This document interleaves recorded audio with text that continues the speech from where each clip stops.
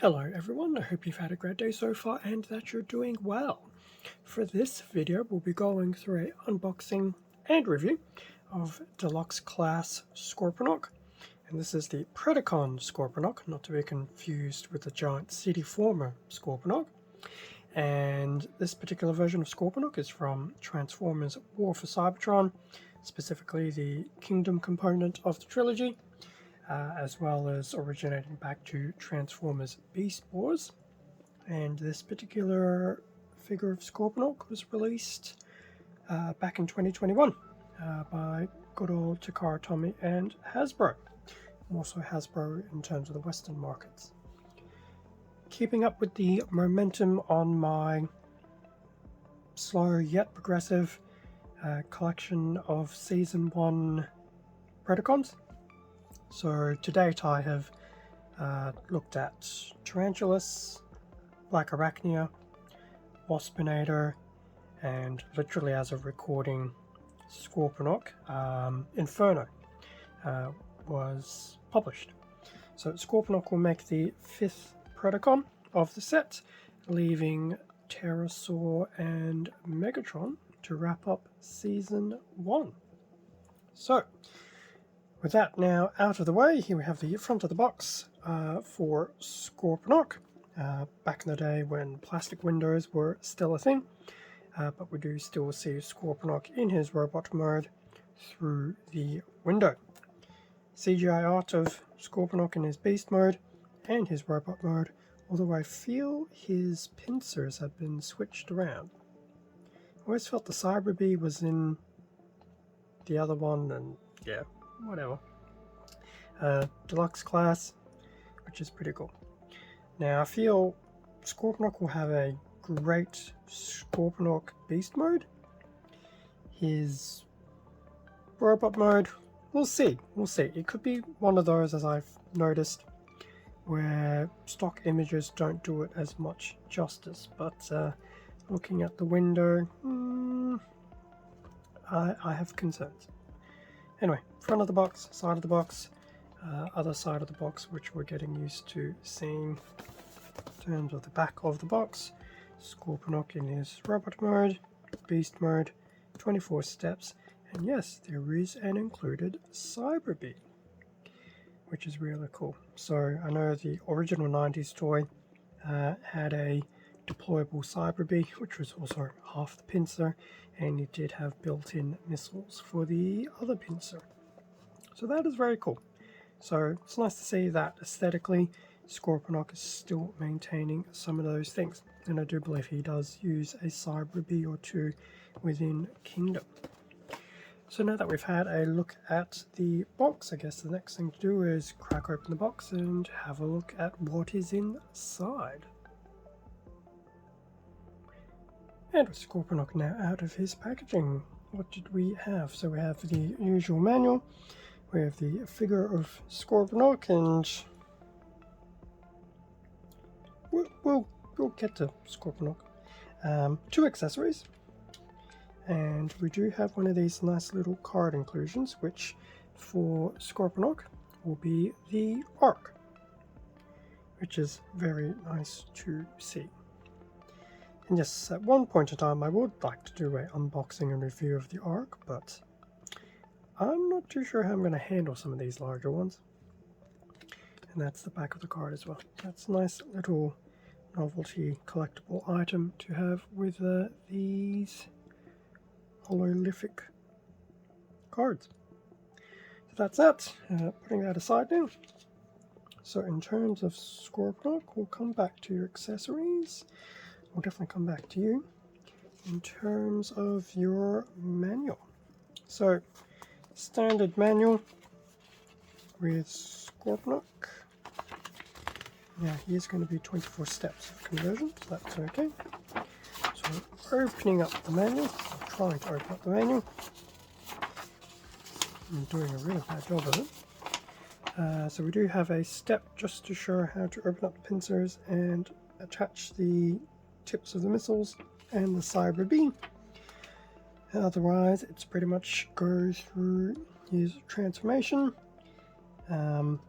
starting with orientating his scorpion legs, moving his pincers around.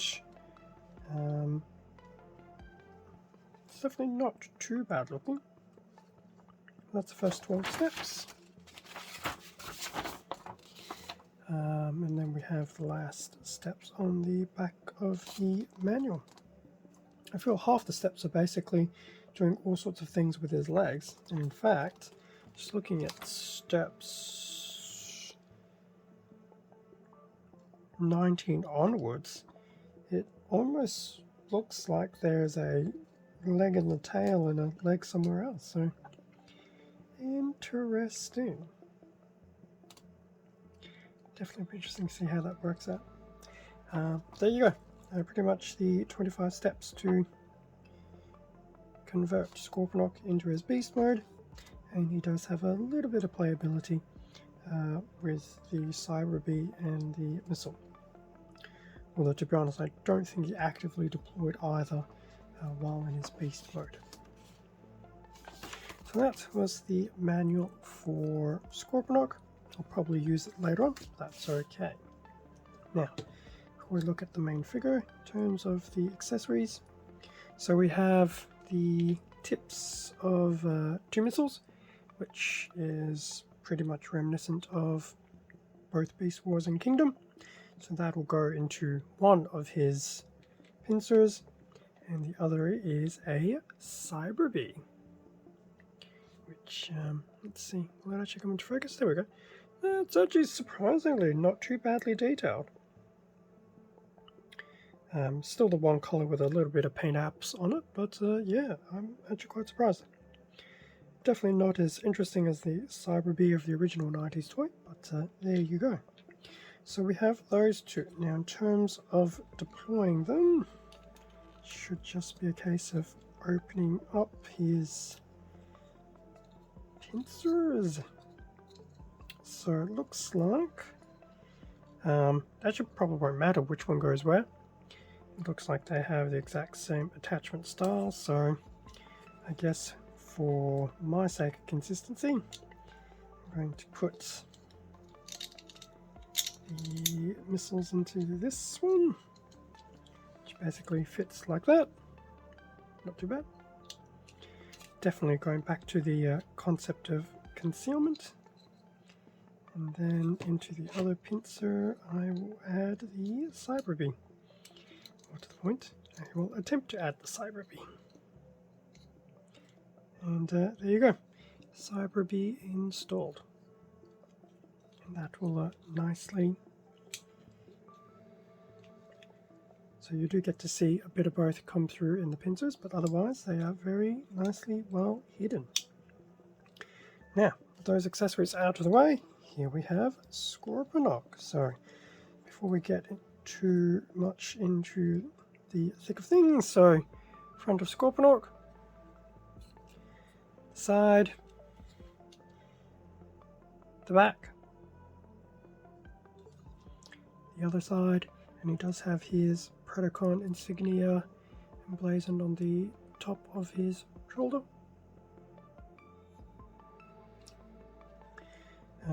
Scorponok from a bit of an angle.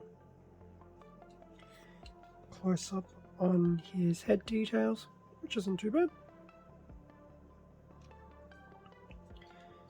So that's actually a quick look at Scorponok from around the figure, actually, before I finish. Top down, bottom up, and will he stand independently? Yes, yes he will.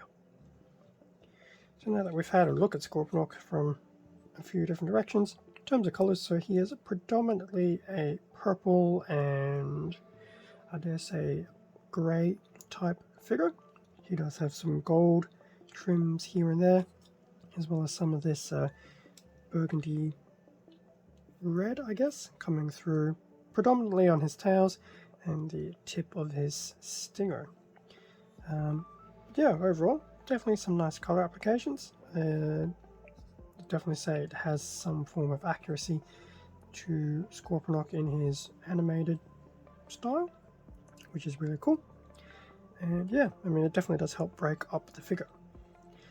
Now, because I feel like it's glaring at me already. It was very apparent when I took him out. It's still painfully apparent when I look at him. I feel, and this will definitely be a criticism of the figure, especially in his robot mode. Maybe not his Scorpion mode, but in his robot mode, his proportions do look a bit off. His pincers look a tad bit big, his legs feel a tad bit short, and his chest feels a tad bit big as well. Does make me wonder if it was either a really weird last minute decision to and or wasn't going to do well to make Scorponok a Deluxe as opposed to a Voyager. So the original Scorponok toy was a Voyager class, much like Inferno was as well. And Inferno as a legacy Voyager, absolutely fantastic. Scorponok as a Deluxe, I feel they have had to downsize him, so maybe it's just me. I feel his proportions do seem a bit off comparatively. He does actually feel like he should be a bit taller. I think if he was taller, it probably wouldn't be too bad. So if his legs were actually longer, that would probably work out a bit better. But yeah, I had to get that off my chest because it does feel quite noticeable. And yes, I don't think it's going to be a case of the stock images making him look weird. I think it's just an unfortunate byproduct of his scale as a Deluxe. So anyway, now that I've gotten that out of the way, let's have a look at what he actually can still do. So in terms of articulation, his head will do a full 360, can look up a little bit, and that's about it. Even though you can tell it's on a bit of a ballish type socket. I guess if you try hard enough, you can get a bit more movement out of the neck joint, but yeah, it is a little bit limited, but at least you can still look up somewhat. But definitely side to side, not a problem. So that's his head articulation. In terms of his arms, so at the main shoulder, he can do a full 360. I did notice, I think I did accidentally collide with some of his Scorpion legs, so definitely be mindful of that. Scorpion legs, I'm sure we'll come back to later on. His arm will go all the way out, which is cool. So up and down, not a problem. Top of the arm will have a full 360 rotation as well.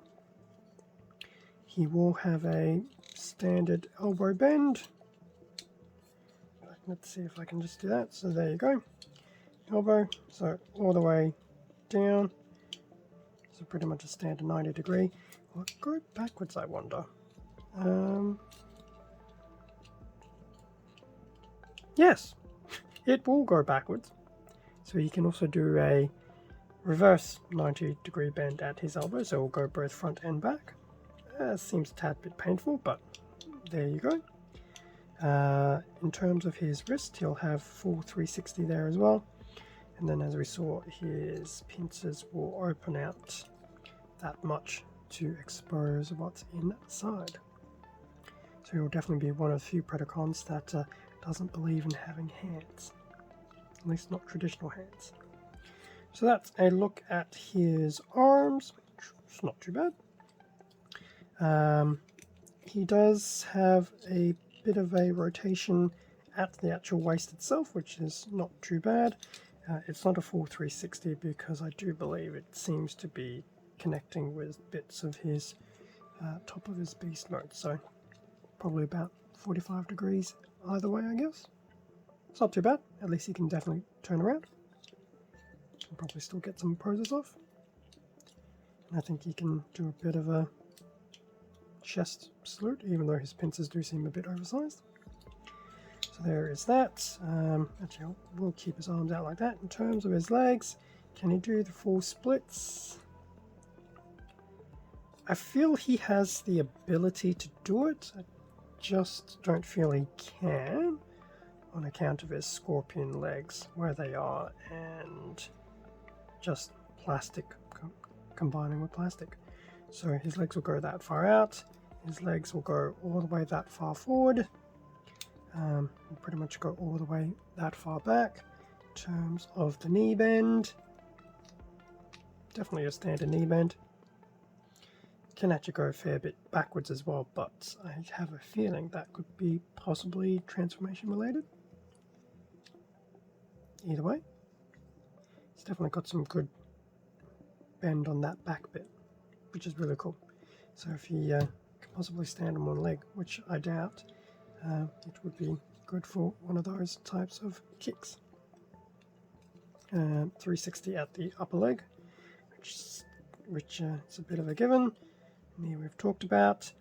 His feet won't have any actual ball socket rotation, but they can go side to side, which isn't too bad. So that's a run through of the main articulation. He does have some articulation in his scorpion tail as well. We'll probably look a bit more at that in his beast mode. And surprisingly, the tip of his scorpion tail is on a ball socket, so that can happily rotate. But yeah, we'll probably look at that a bit more in his scorpion mode. Now, I will say right now, because it has bothered me a little bit, his legs do contribute to a decent amount of back kibbling. Now, in a way, it's actually a bit of an improvement over the others in that his legs are actually smaller than some of the other Predacons. I think Black Arachnia still had it the best, but Scorponok isn't too bad. But the way that they try to basically say just fold everything back into his back does make it a bit of a weird little death trap, because none of these legs will obviously tab into anything. And then when you factor in being a scorpion, he also has a tail that likes to do that. So it's not the most pleasant looking back. Could be a lot worse, but he will unfortunately suffer from a little bit of kibbling on the back, primarily due to just the artifacts of his beast mode. So now that we've had a look at Scorponok, I guess the next part here is to go through the manual. Otherwise I'll be here till 4 o'clock in the morning, and transform into his beast mode, have a look at that, and then do some final thoughts about Scorponok. And with Scorponok now in his beast mode, yeah, we'll get to the interesting points when we get to the interesting points. So in terms of his beast mode, so I guess if we do a bit of a top-down look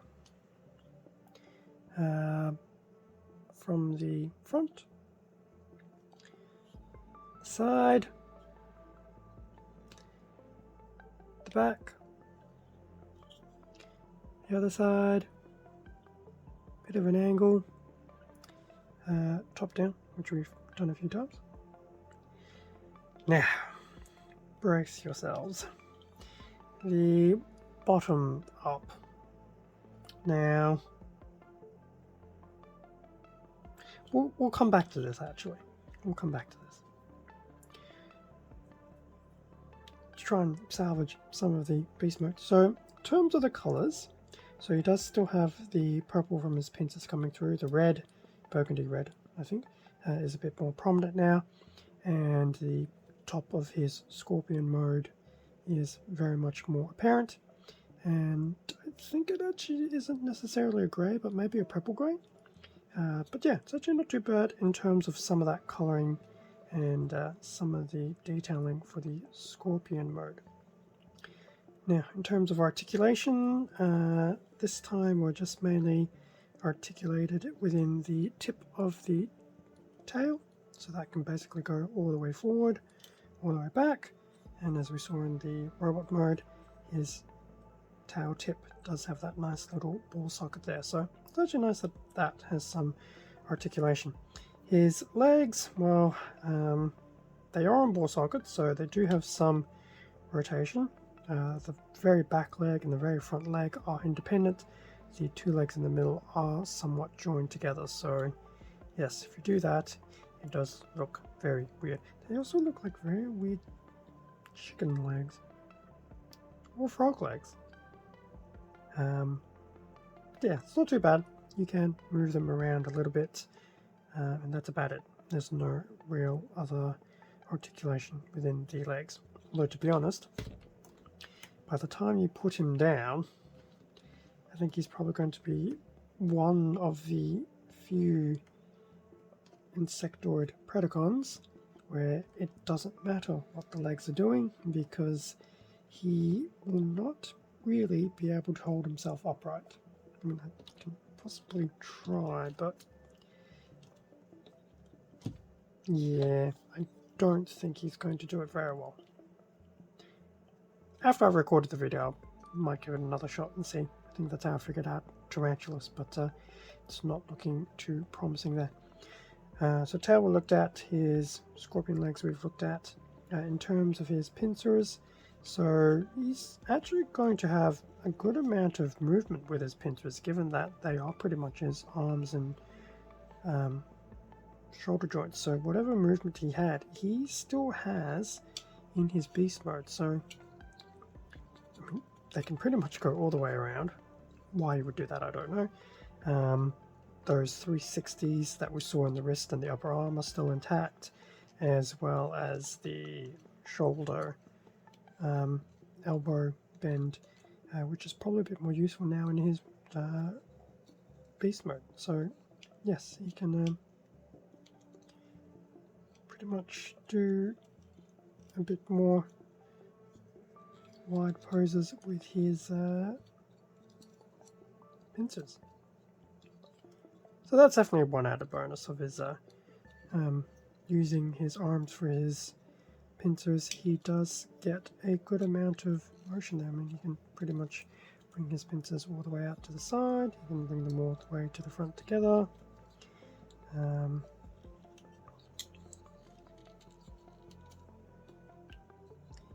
can obviously build them up and pretend he's doing a bit of a scorpion dance, things like that. So I think his articulation for his pincers have probably done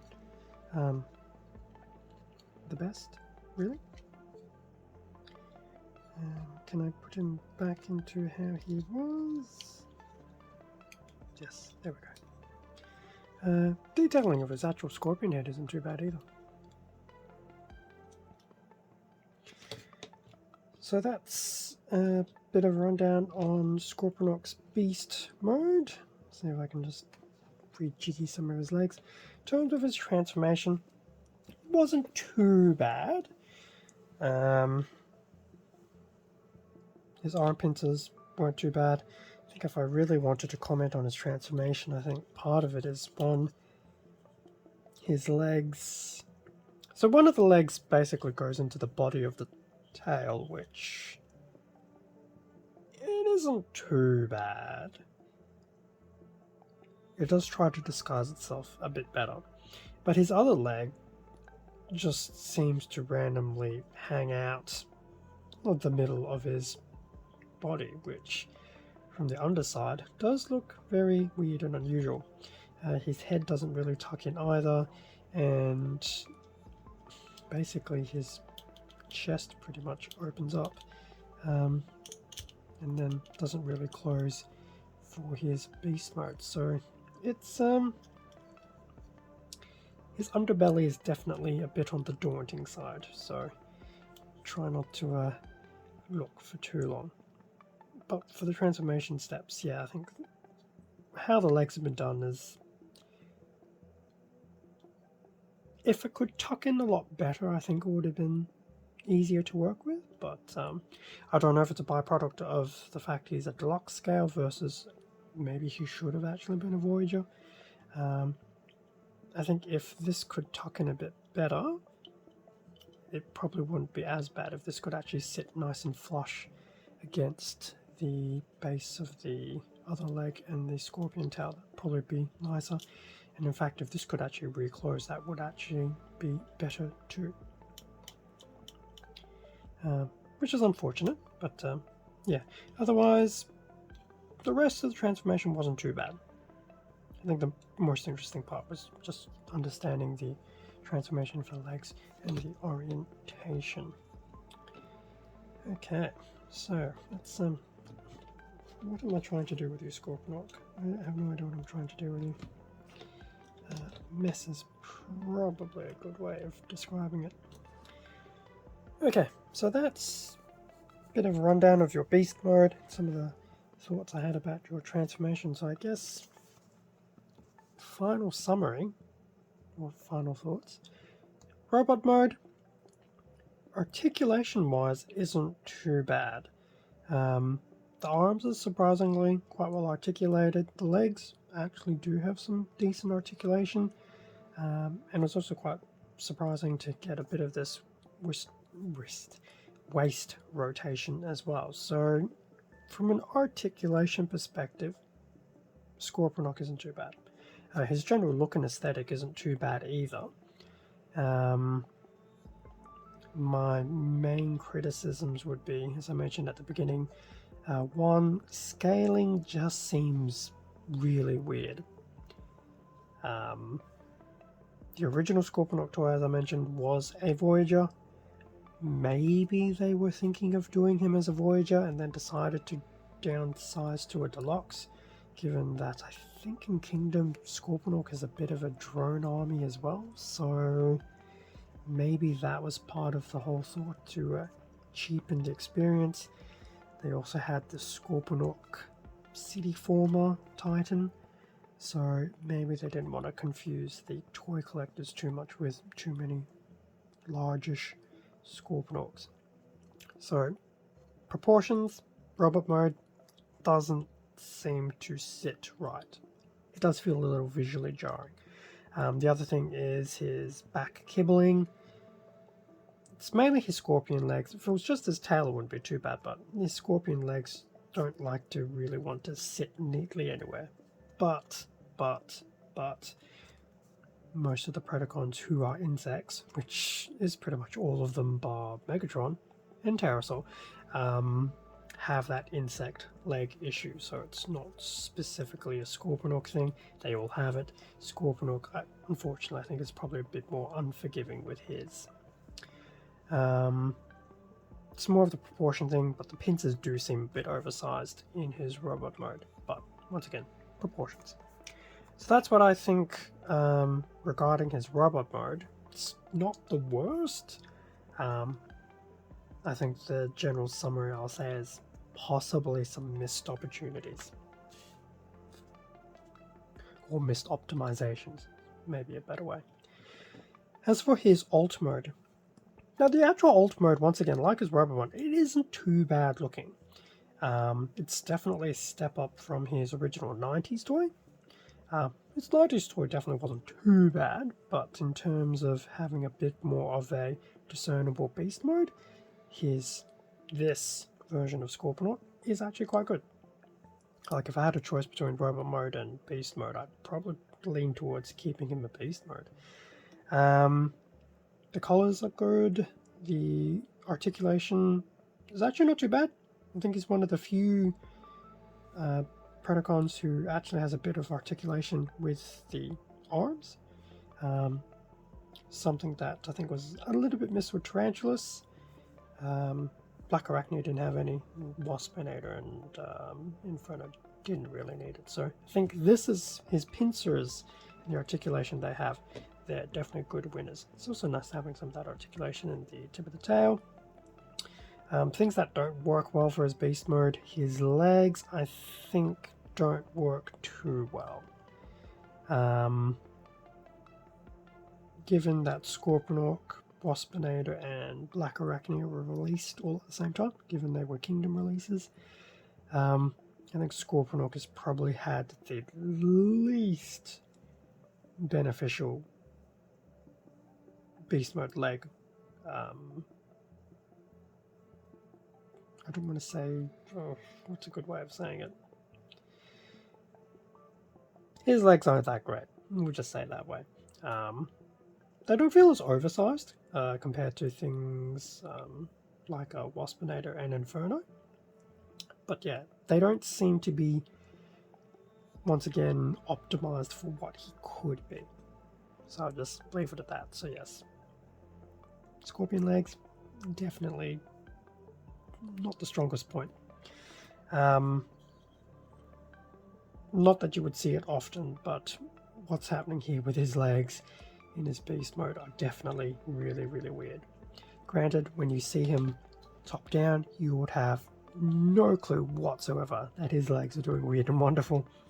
But when you transform him, yes, you will notice it and go, that just seems weird. Granted, the original toy was just pretty much flipping these into the body and that was it.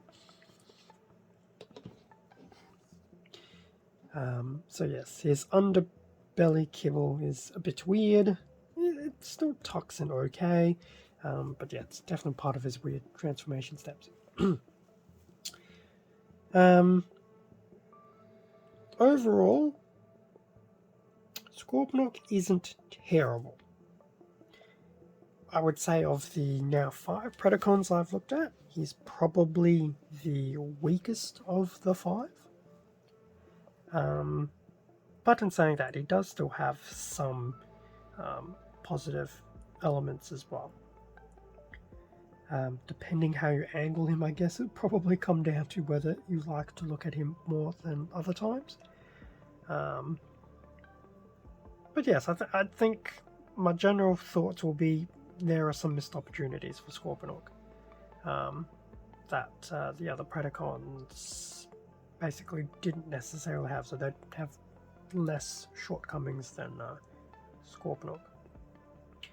Still, as part of the original Season 1 Predacon lineup, I definitely wouldn't say skip him in terms of developing or collecting a modernized Predacon Season 1 collection.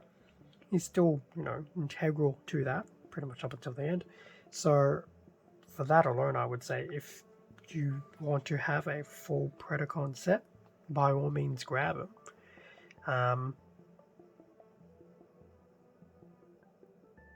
Yeah, he's definitely going to be one of those that you'll have to work with a bit more than some of the other Predacons, but yeah, I knew he was going to be probably the weakest of all the Season 1 Predacons. I wasn't sure how weak he would be, and now that I've done the unboxing, I can see some of that now. But he still has some benefits, as I've mentioned already. Some of his beast mode does look pretty good from certain angles. He does have some good articulation. His color representation actually isn't that bad at all. So yes, he does still have some strong elements, but I think this is where the ratio of strong elements to weaknesses, the weaknesses unfortunately have tipped the scale a bit more than desired, but he is nonetheless still a general improvement over his 90s toy. Well, I wouldn't necessarily say improvement actually, but he's a solid modernized take on his 90s toy, with things that the 90s toy did that this toy can do a bit better. So it's definitely not terrible, but if you're going to have a least favorite Predacon, Scorponok will potentially be that Predacon. So that pretty much brings us to the end of the unboxing and review of the Deluxe class Scorponok. Yeah, he's definitely not been one of my favorite Predacons, unfortunately, of the current toy line. So of the Deluxes that I've looked at, Tarantulas, Black Arachnia, Waspinator, and now Scorponok, of the 4, I would have to say he definitely, unfortunately, does rank at the tail end of the Deluxe scale for the Predacons. In saying that, I've seen some other Deluxe class toys that have been a bit more dubious, but it's unfortunate. Yeah, I'm just going to stick with the phrase of missed opportunities for Scorponok. I think he could have been done a bit better, but at the end of the day, I'm not a toy maker, so it's purely on what I felt could have been done better, but who knows? Maybe another decade we'll get another series of Beast Wars toys and maybe they'll have another crack at it. With Scorponok out of the way, that now leaves Pterosaur and Megatron. Haven't decided if next week will be a continuation of the Beast Wars stuff or if I will actually dip into something else just for a bit of a break. We will see. Have yet to decide. I wouldn't mind trying to do 2 videos a week. I know I've mentioned in the past, but timing hasn't been great, especially this week. There's been some unexpected things come up that, yes, had a bit of a flow-on effect into pretty much everything. I will have some extra content over at Instagram for Scorponok once this video is published, as well as some shorts as well. I will admit doing the Predacon shorts is becoming really taxing now that there's going to be 5 of them, so I will try to continue doing that, but yeah, if I suddenly don't do a full Predacon short, the rationale being it's a bit of effort to do all 5 between their robot modes, beast modes, and things like that. It does take a bit of time, but we'll see how things go. I'd like to try and do it because it is fun. People do seem to enjoy watching a minute worth of that, so we'll see how that goes. Thank you very much for watching this, unfortunately, rather longer than expected video of the unboxing and review of Scorponok. Feel free to leave a like, comment, subscribe if you enjoyed the content. All of this does help support the channel, and I do greatly appreciate it. Extra content can also be found on my Instagram account, link below. And as I mentioned, extra content will be over at Instagram Shorts, YouTube Shorts, as well as probably a community post as well. Stay safe and take care, and I will catch you all in a future video, which I hope to not be this long.